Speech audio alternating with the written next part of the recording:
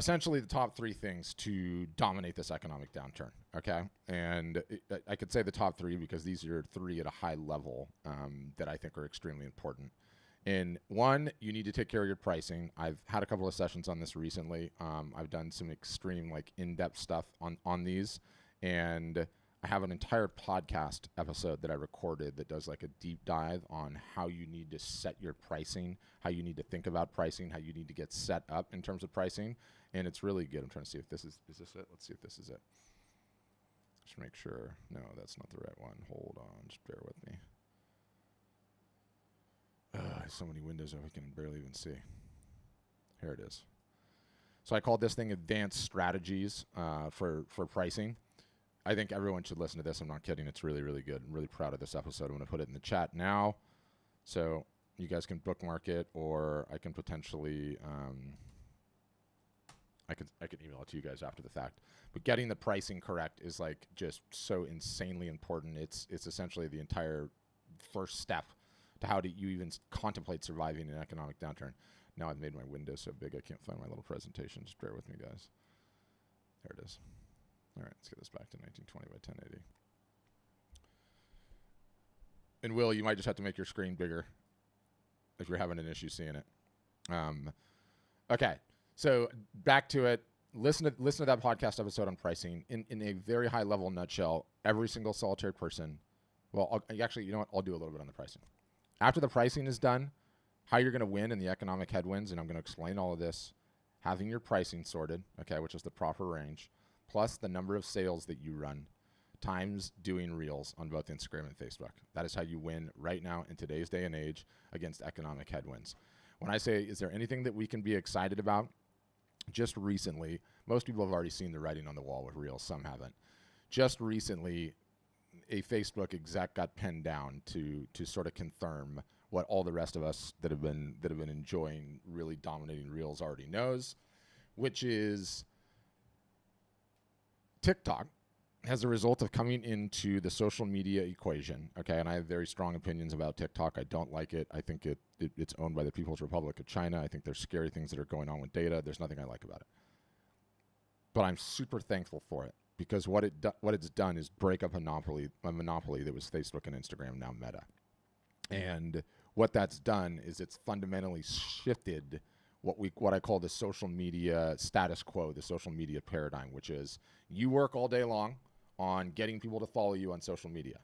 And after you do that, me, Instagram or Facebook, is going to allow some small portion of these people that follow you actually see what you create.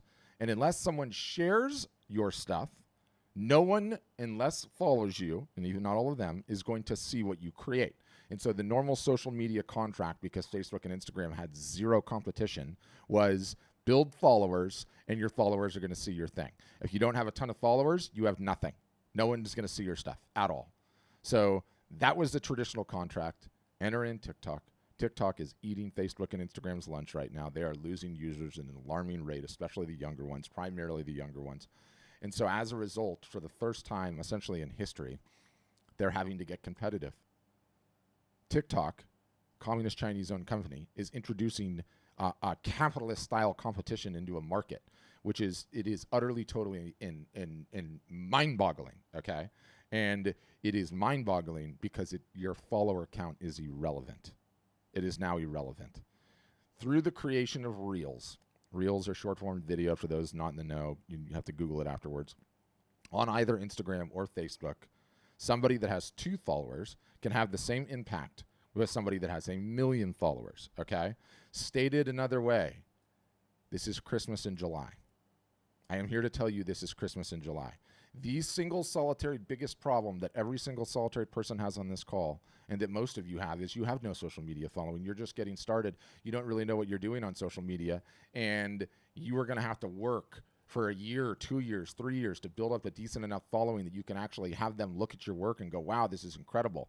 Now what I'm here to tell you is that just by creating these Instagram Reels and giving them to Facebook, you can all of a sudden have your stuff seen by thousands of people that are interested in what you do.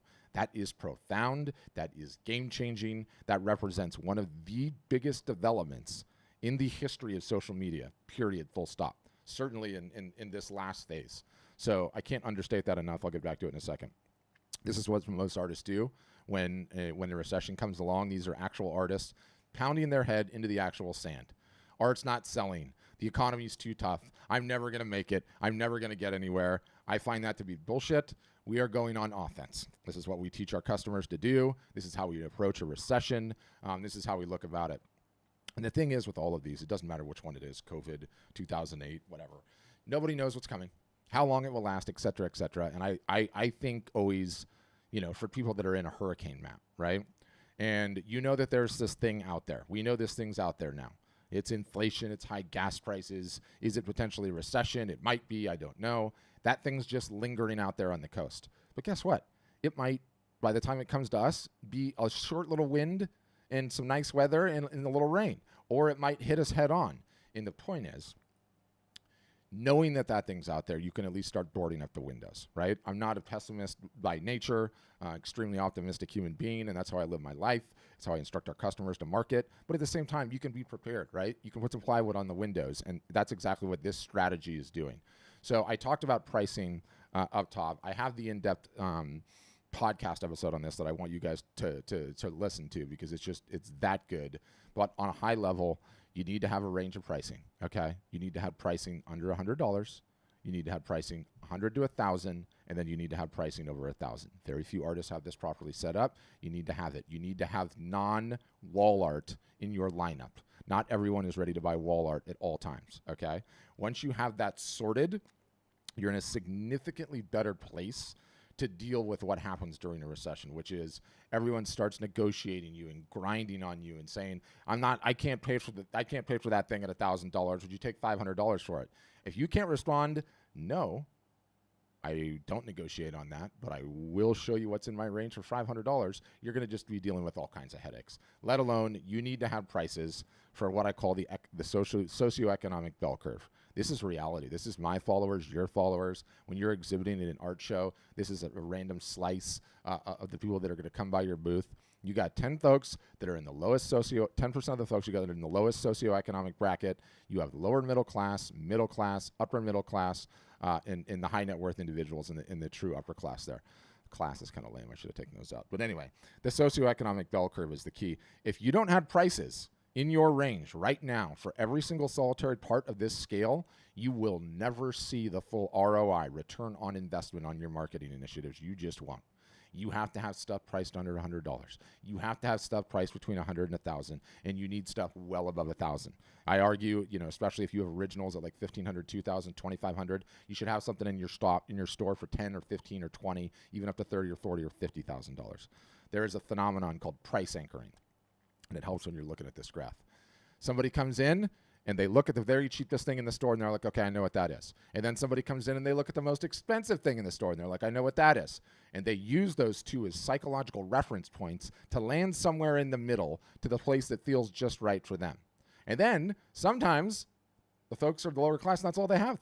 They can only buy that stuff that's under $100. And then sometimes the folks have a lot of money and they don't care about an economic downturn. And the only reason that you didn't make a $5,000, $10,000, $15,000, $20,000 sale is because you didn't have the pricing, because you didn't think through your pricing ahead of time. So that's literally how fundamentally important the pricing scenario of it is. What else did I hear? Yeah, it solves for lowball offers. In the podcast, I also go into negotiation and markups, which is critically important on how to approach those things. But again, I'm not gonna go do the whole deep dive on that. Proper pricing range essentially equals the maximum ROI from your marketing efforts. If you are an artist or a photographer and you don't have that range in place and you're going into down economic times and you don't have the ability to make a sale every single solitary time that somebody gets drawn into your creative world, you are making it more difficult on yourself. You are not building a contact that you can market to in perpetuity. You're going to get lowball offers all of the time, and you're not properly set up to get the highest ROI from whatever you're doing in terms of a marketing. And that could be any outbound digital marketing. That can be the booth fee and sitting on your feet and going to the show, or maybe you're exhibiting in a brewery, or maybe you're doing it on a street corner. You'll never see the true ROI that's possible unless you're capturing all of those potential sales. That gets us into the sales portion. In terms of sales, in tough economic times, price sensitivity for all of us spikes. What are we doing? We're canceling recurring services. We're contemplating vacations through various different lenses. We're canceling anything that we can. We're only buying when we're on sale. And so one, when you have the pricing range, like I just covered, it partially solves for this. Sales, by which I mean you guys actively running sales, solves for the rest of it. And really what it comes down to is that with the increase in price sensitivity that we're all feeling already to a certain extent, and is only going to ratchet up and up and up, if it's not on sale, oftentimes it's not getting purchased. It's just not. It's just not. So if you don't have the ability to run sales, if you don't understand how to execute and run a sale, it puts you in a difficult position. You have to be able to run a sale at all the times when it's appropriate to run sales, okay? Father's Day, Mother's Day, Valentine's Day, Black Friday, Cyber Monday, Earth Day if you're a nature photographer, Memorial Day, 4th of July, Amazon Prime Day. We recommend our customers run sales on all of them, and that's what we teach them how to do. Because when you're in these difficult economic times, when price sensitivity is at the highest it's ever been, oftentimes the difference between whether or not you get a sale and don't get a sale is, does your buyer feel like they're not spending as much money and still being frugal in difficult economic times? It's that important. It's that important. There is zero room for emotion in it too. The people that like give me the emotion, like, I can't be running sales all the time. That's going to cheapen me. It's going to cheapen my brand. That's going to make me look cheesy or whatever. The only two brands that don't run sales that I'm aware of are Louis Vuitton and Tiffany's. If you think your brand is that sweet, what the hell are you doing on this Zoom call? You wouldn't be here. Give me a break, okay? Everyone runs sales. They are just about human psychology. It is just about how you get human beings, you and me, to take action. And if you think not having sales, okay, when we're in tough economic times is off the menu, you're going to be in a lot of trouble. You're going to be in a lot of trouble. That's just the long and the short of it. So it's very important that you have them, okay? You know, the analogy that I use is that your prospective buyers, they're just fish in the ocean. And your boat is your business, and the lines you have in the water are your marketing messages. When that fish comes up to the surface, and usually the fish are 3,000 feet down, or they're all the way in the other part of the ocean, or they're around the corner of the island. When that fish comes to the surface, if your marketing message is not in the water, i.e. the sale going, they're out. They're out because of that increased price sensitivity. So it's so important, so insanely important. I'll finish with Reels. And you guys think I'm kidding on Reels, okay? Instagram has already sort of evolved, and this all comes from this article on The Verge. You can Google it. It looks like this. The Verge, Facebook is changing the algorithm to take on TikTok, leaked memo reveals. So somebody leaked a memo from the top Facebook executive in charge of Instagram and Facebook, I think. He's really high up there. I forget what his name is. And so after the leak, the guy actually surfaced for an interview, so who knows if he leaked it on purpose or not. But the reality is Instagram, okay, has already morphed to look like Reels. Reels, for the uninitiated, are these things, right? They're just sort of the animated shorts. You can scroll on them all day long. And as it turns out, over 22% of Instagram's current user base are spending every single part of their session. 22%, is it 20? No, 23% of Instagram usage is now in Reels. So they say, 24%. So if you're not making these, okay, then you are missing out on all of that attention. They are a big, big deal. And Instagram has already morphed into a platform that's prioritizing them. Facebook is going to be the next one. Facebook is going to be the next one. And not only that, they're utterly, totally, and completely rejiggering the Instagram feed, what we've all known as the Instagram feed, to start showing content from unconnected sources. You can see unconnected sources is highlighted here. What that means is people that do not follow you. People that do not follow you. So if you are making content that is good, that is showcasing what you do, that is getting a ton of engagement, a ton of likes, comments, clicks, it is going to start showing that to people on Facebook that do not follow you. This represents the single solitary greatest opportunity, again, thank you TikTok, for follower growth on the socials that I've ever seen. I mean, there's nothing like it. It's not even close.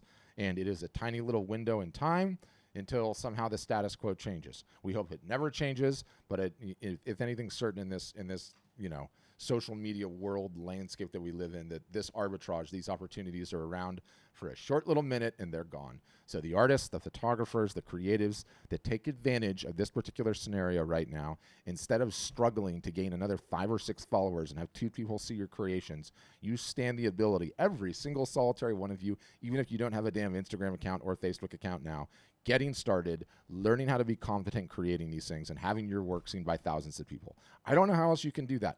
If anyone has any other idea how you can do that, let me know. I haven't seen it. It does not exist. This is it. It is an absolutely phenomenal opportunity. And for those of you on here that are like, I'm not tech savvy, I don't care. I don't know what else you can do.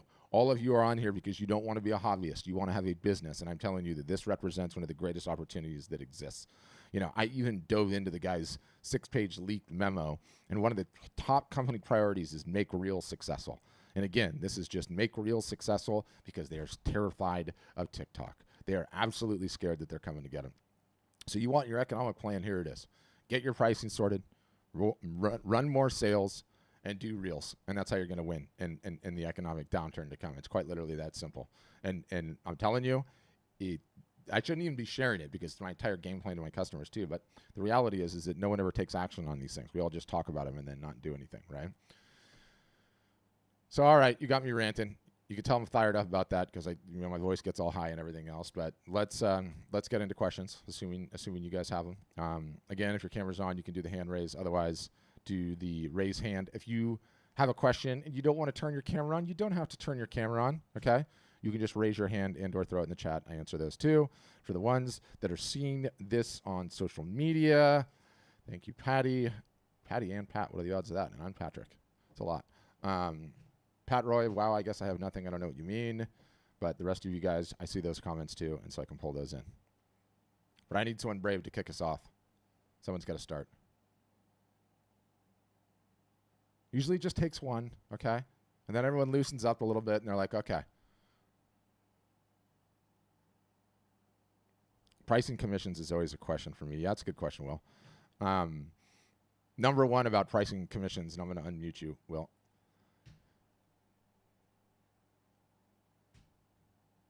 Okay. When you have a range of prices on your site, by the way, it already solves for that. I'm sorry. When you have a range of prices on your site, there's already that answers for a ton of it already, because they come in and they look at everything you have going on and they're like, okay, I kind of see where the range is, and so they're not coming in with out of whack expectations, right? Because art is like such an arbitrary thing, you know, it has some loose pricing structures, but it also goes up to some crazy Mickey Mouse numbers. You guys are constantly getting beaten down because you don't have the damn range. And what happens is like when there's the range, they come in and they're like, oh, I see. And it just eliminates so much of the nonsense that you would normally have to deal with, because they're like, okay, you know, this guy's original same size that I want for a commission, it's like $1,200. That's probably sort of around where that commitment is, you know? So that'll help out quite significantly. That's number one. Number two, step one, get the commission. Step two, you know, when you have the range, you can show them the range. And then step three, you know, just be prepared to negotiate on it a little bit. So let's say you're going to do a commission, okay, and you really like getting $1,000 for a commission. I would charge $1,200 for the commission. $1,200? Yep. And you want to know why? Because I would negotiate every single solitary time to get the deal over the line. You know, I really like this, and you know, I like your price. I think it's a good price. But the question I would have is, you know, $1,200 is just a little steep for me. Would you be willing to come down on the price, and you'd be like, you know what, I like this project. I'll tell you what, I'll come down to $1,000. A lot of times that's what gets the deal over the line. That's what gets the deal over the line. So that's how I do it.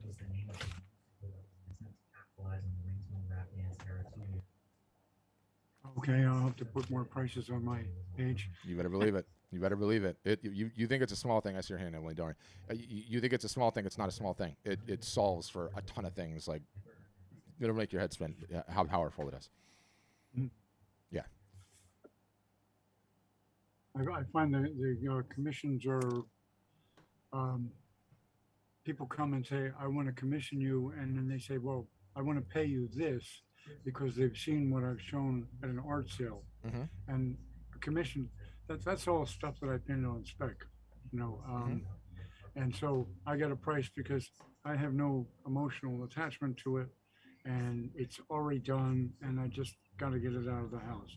But a commission is you're asking for something totally unique to be produced. Yep. So uh, I know people have unrealistic expectations. They see 300 on an art fair show, and then they're surprised when I ask 1,500. But yeah, even then, my guess is that your range is probably putting them out of whack, right? Like, I would take a couple of your pieces and price them at the very high end of the thing. It really you'd be surprised how quickly it solves things. It sounds small, but it will solve things so quickly. And like, look, you can have pieces in the shop that you have no intention of selling, right. and I would do that just to solve for this whole, because if people have no perspective, then they're going to fire from the hip and they're going to grind you down, Right. Yeah. So I'd say. Thank you. Yeah. Thanks, Phil. All right, I'll go Sylvia, Emily, and then I see the questions in the chat, and I see the questions online too. Don't worry. And you'll need to unmute Sylvia. Mic icon, bottom left-hand corner. I'll let you know when you get it. Hey. Gotcha. Hello. Hey, how's it going? I'm well. I heard you mention something about non-wall art. Yes. To always have some of that available. Yes. So could you give us some recommendations? And I mean, other than like greeting cards. Greeting cards will solve for it. Coasters will solve for it. Calendars, photo books, tote bags, pillows, knickknacks, trinkets, magnets, stickers, earrings. I mean, it doesn't matter to me what it is. The takeaway is that wall art is a very unique purchase. Not everyone needs it all the time. It's more about transitory times in life, moving from one place to another place, redecorating a bathroom, all those various different things. So when you guys are doing your marketing, and people are like, "Wow, I really like what Sylvia's putting out there. I'm really interested in her creativity. I'm just not ready to buy wall art at this moment." So you either have something to sell me or you don't. When you do, especially at the low end, you find out who I am. You now have my information, and you can send me emails and market to me consistently. And then 3 years from now, when I just bought my vacation home, I'm going to buy $40,000 worth of art from you, all because you had something non-wall art related to sell to me. Yep. That simple. I do. Yeah. So it doesn't even matter what it is, as long as you have actual samples of it and not pictures of it. You know what I mean? Gotcha. Yeah. Thank you. Yeah, you're welcome. All right, go ahead, Emily. Hello. Before I ask my question regarding the non-wall art sales, I started selling mugs, tote bags, and purses with my art on it, and that's doing really well. So I actually started, what I did, I set an account up on Redbubble and started ordering off of myself. Yes. Until I found a local printer that gave me a much, much better price, and I'm supporting a local business, and I got a better ROI now. But at least our Redbubble was a start. Yes. So that's been doing well for me the past couple months. But my question was around, you were talking about the commissions. So I did a commission last year that it was for a friend that I didn't charge too much for, but it was of a rooster, quite honest. It was a gorgeous abstract rooster that since then I have made hundreds of dollars off of selling prints of mugs, tote bags of this rooster, right? But it started out as a cheap commission, but it has made me more than double the cheap price I set since. So that was great. But on the other hand, I just did a commission for a book cover that was very, very specific. There's no way I'm making prints of this. There's no way I'm gaining extra value from this. So looking at the two scenarios, I'm like, well, how do I put prices on my site about commissions when, you know what, I'm all right charging a lower fee for something that I know I'm going to keep on gaining from, but I really want to charge way more if I'm spending my time painting your book cover, then I know I'm not going to make any money off of after you pay me, so can you speak to that? Yeah, I think one, you have to be careful, right? Because there's no one way to make it in this business.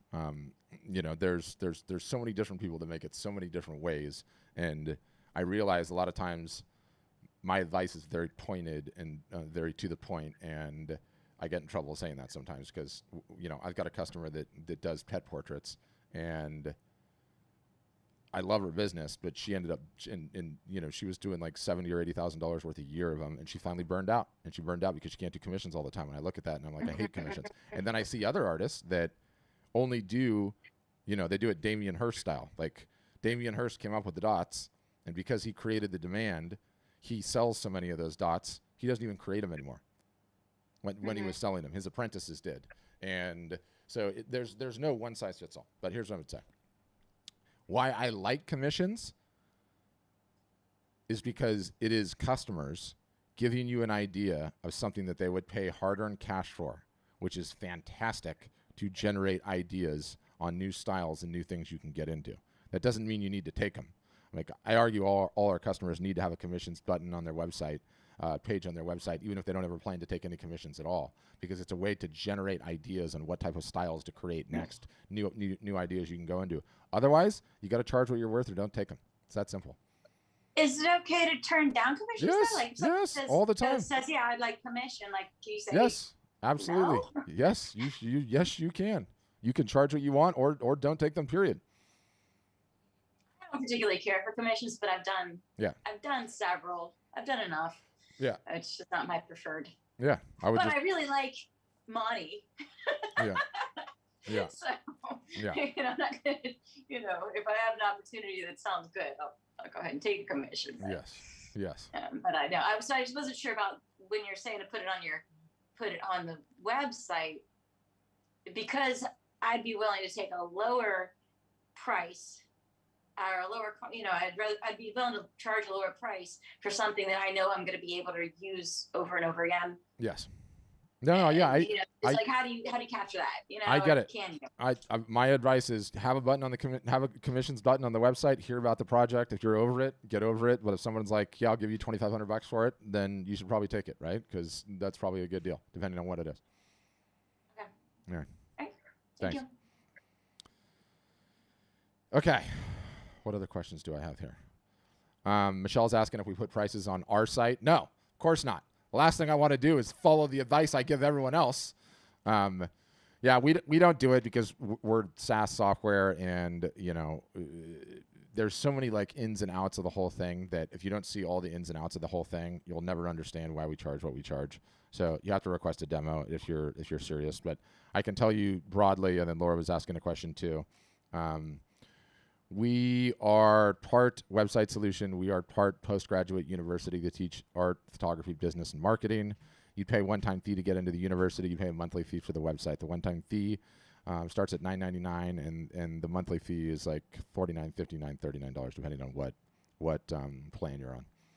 But what we do differently is we're essentially a university. I mean, what you get on this session is a taste of what our customers get multiple times a week all year long. So that's what I would say. And yes, we can set your website up for you as part of one of our services. All right, one of my friends is asking, so for artists who flatly refuse to do their own social and want to hire a VA or someone else like that, do you see a way there's an assistant to get traction for them? No, I don't. And the reason is, Carolyn, is because it's trying to completely hire someone that doesn't know what they're doing and doesn't make it a full-time vocation and doesn't understand how art and photography is marketed. If I interviewed 25 artists and photographers from a whole bunch of different walks of life, all that have hired assistants or marketing help or marketing consultants or whatever, what I find almost exclusively is 19 out of 20 are no longer with that person, and 19 out of 20 don't have a great relationship with the overall level of service, which is not to say they don't like the particular person. But what ends up happening is you get someone that doesn't know what they're doing, because marketing art and photography is very difficult to do. And so you end up paying for a year where you're essentially training them to learn this. And at the end of the first year, you have nothing even resembling an ROI, and so you quit. That's what happens most of the time. The rest of the time is people quit too soon, period. Okay? They decide that, and Laura, I'll just have somebody contact you. It's fine. You don't need to fill out a form.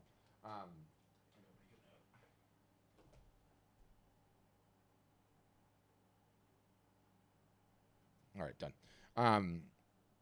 The rest of the time is people think that like, okay, this is a slot machine and this is going to work really, really well. Okay. I'm just going to put in my $1.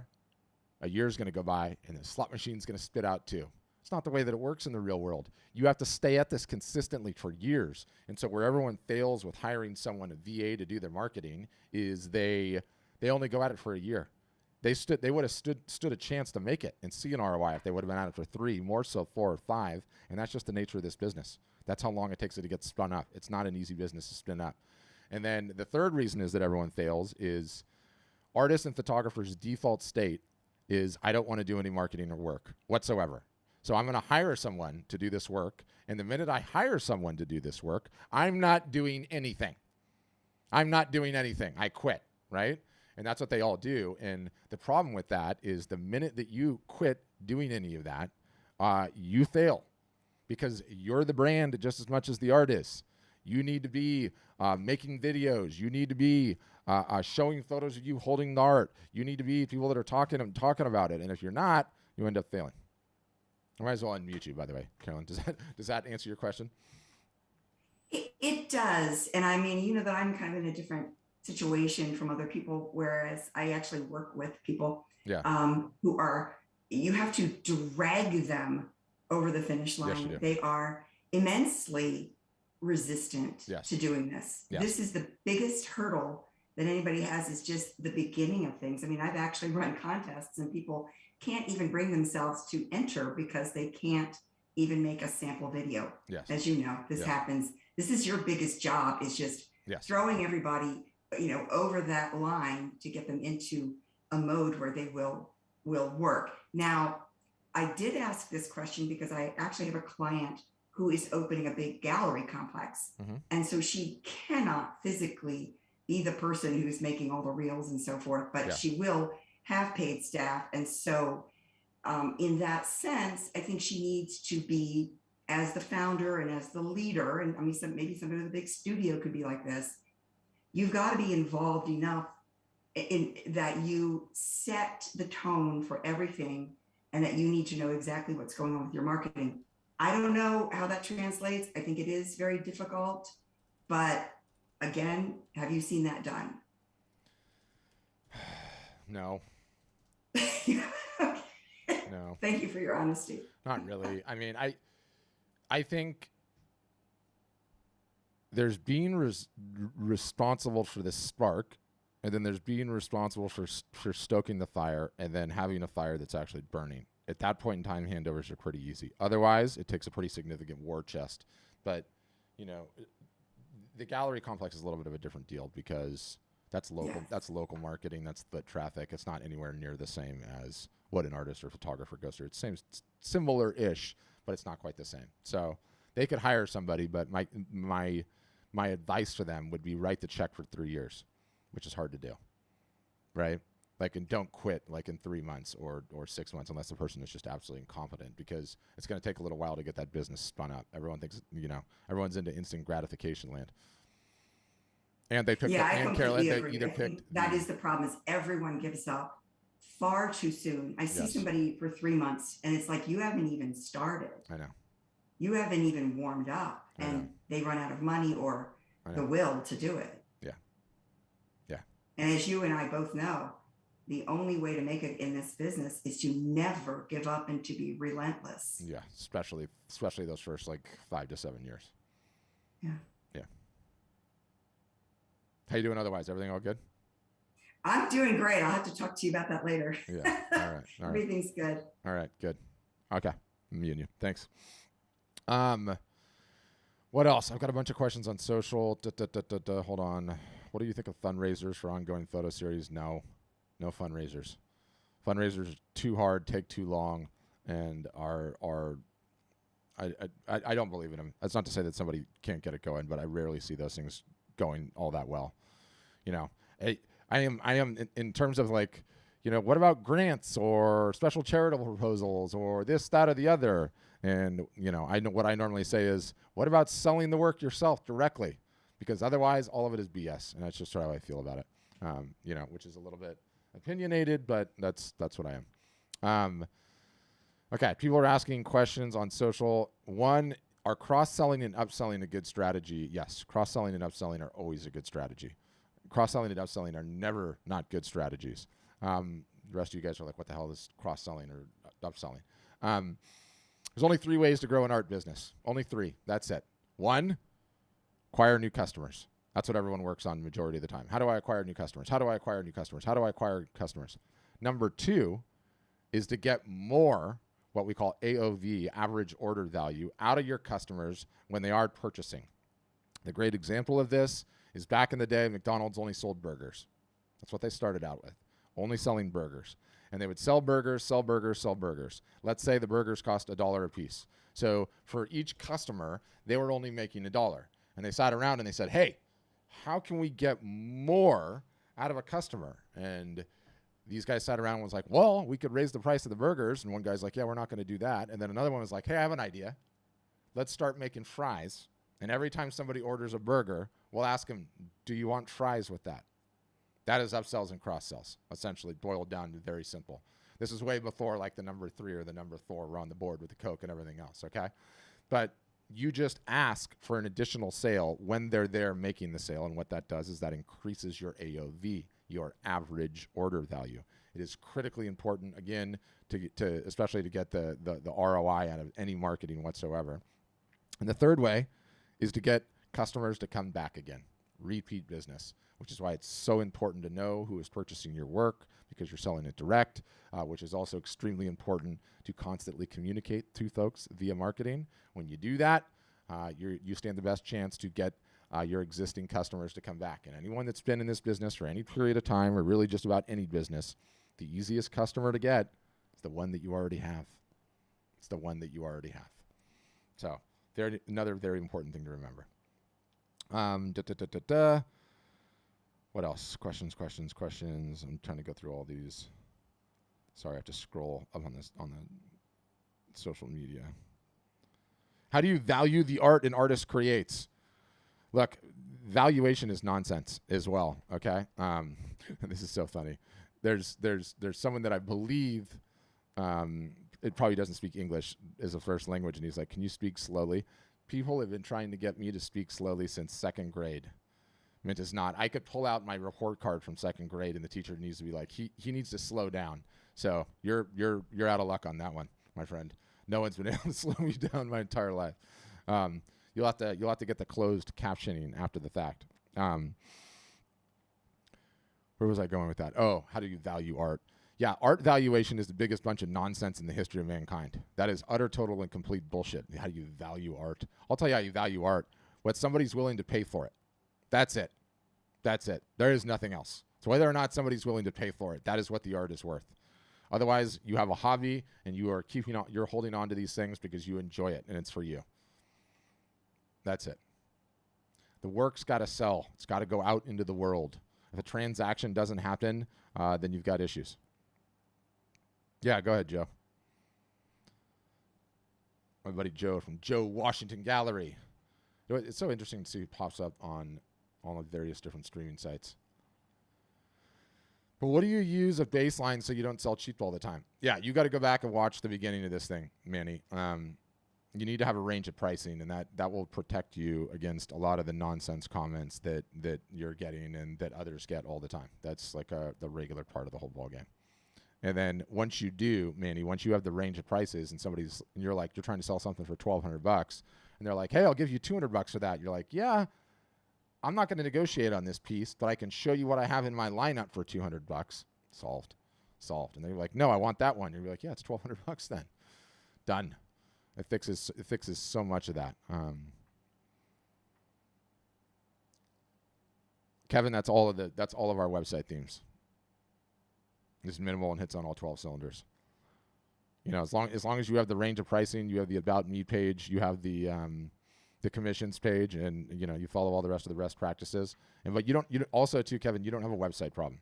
You don't want to compare apples to apples on sites. You have a marketing problem that you need to fix, not the website. And I'm assuming you're like, okay, let me see whose great website I can find to go copy, and if I go copy that, that's going to change my business. It's not going to change your business in the slightest. You need to fix the marketing problem. Until you fix the marketing problem, then it's never going to go forward. Stated another way, no one on this call has a website problem. I could give you guys all a free website. No one's business would change unless someone has like a ton of traffic going on. I unmuted you though, Kevin, if you want to ask a follow-up on that. You'll just have to hit your mic icon.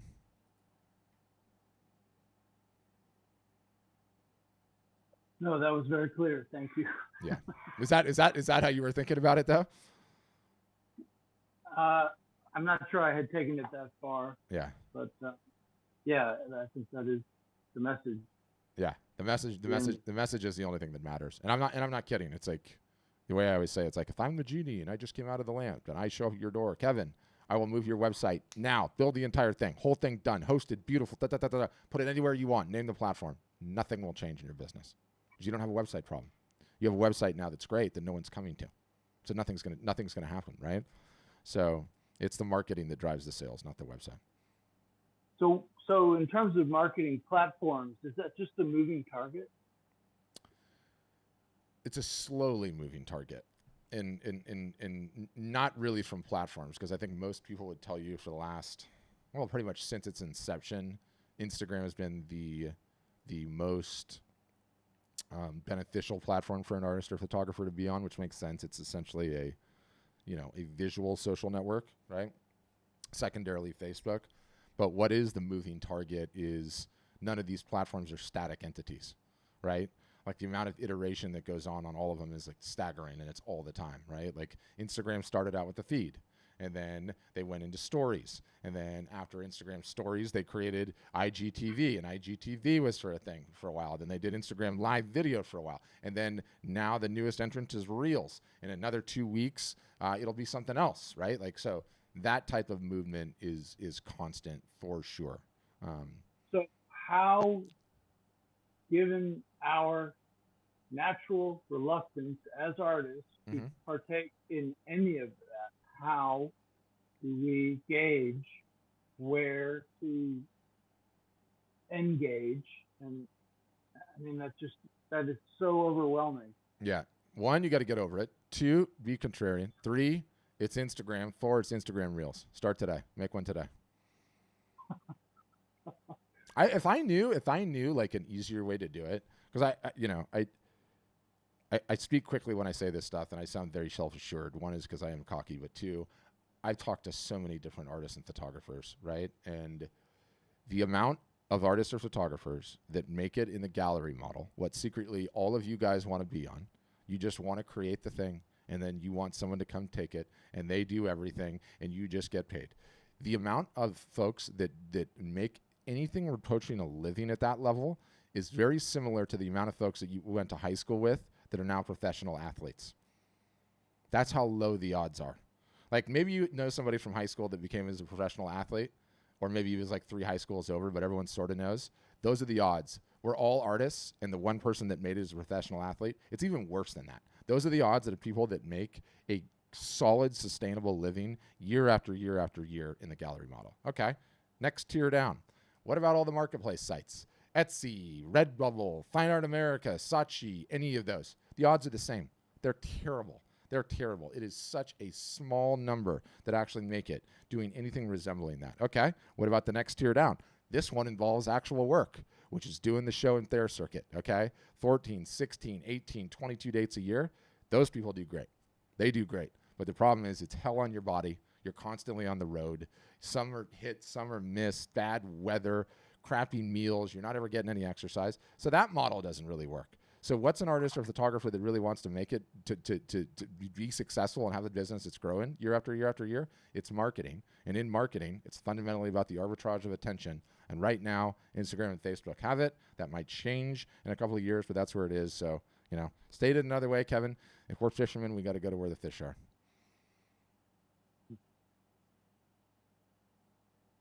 All right. Or it's a hobby, right? Or it's a hobby, or it's starving artist land, and everyone knows where that path leads. So I'm fired up about it, not because I'm necessarily an expert in it. Yeah, I've been doing it a long time, but like especially for your guys' industry at large, it's the only way to make it.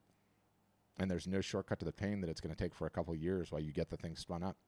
And anyone tells you that it's easy or that you don't have to go through that as line. It's unicorns otherwise.